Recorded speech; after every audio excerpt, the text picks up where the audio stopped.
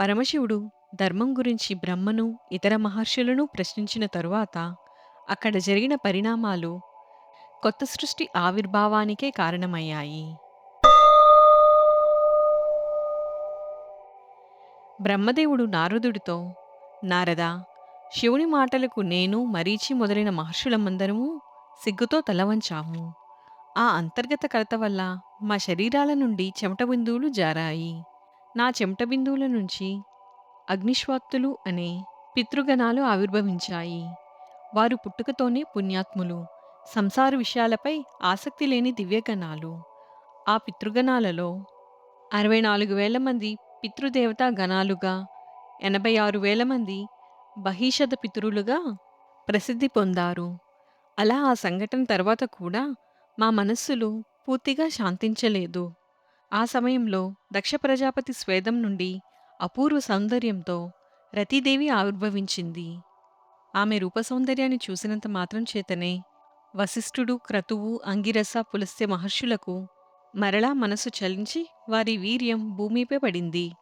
ఆ వీర్యం నుంచే మరో 4 పితృగణాలు ఆవిర్భవించాయి. వారు కవ్యాట్టులుగా పిలువబడ్డారు. ఆ సమయంలోనే సంధ్యాదేవి ఆ పితృగణాలందరికీ భక్తితో సేవ చేసింది.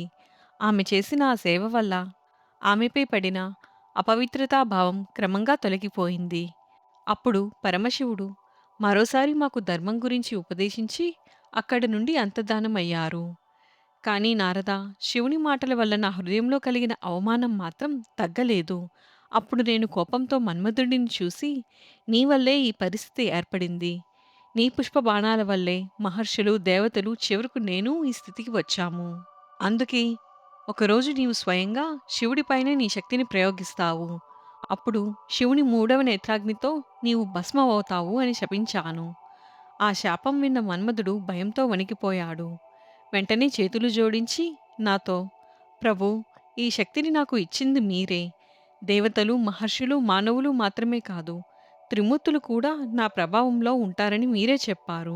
అందుకే మీరిచ్చిన శక్తి ఎంతవరకు పనిచేస్తుందో అని పరీక్షించాను. అంతేగాని మీకు అవమానం కలిగించాలని నా ఉద్దేశం కాదు అని అన్నాడు. మన్మధుడి మాటలు విన్న తరువాత నా కోపం కొంత శాంతించింది.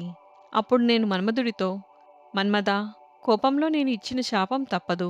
కానీ శివుని చేతిలో భగ్నమైన తర్వాత కూడా మళ్ళీ అతని దయతోనే నువ్వు నీ రూపాన్ని తిరిగి పొందుతావు అని అతనితో చెప్పాను. ఇక రతీ మన్మధుల వివాహం ఎలా జరిగింది? బ్రహ్మ ఇచ్చిన శాపం తర్వాత మన్మధుడి జీవితం ఎటువైపు సాగింది? ఆ కథను తర్వాత భాగంలో తెలుసుకుందాం. ఓం నమ శివాయ.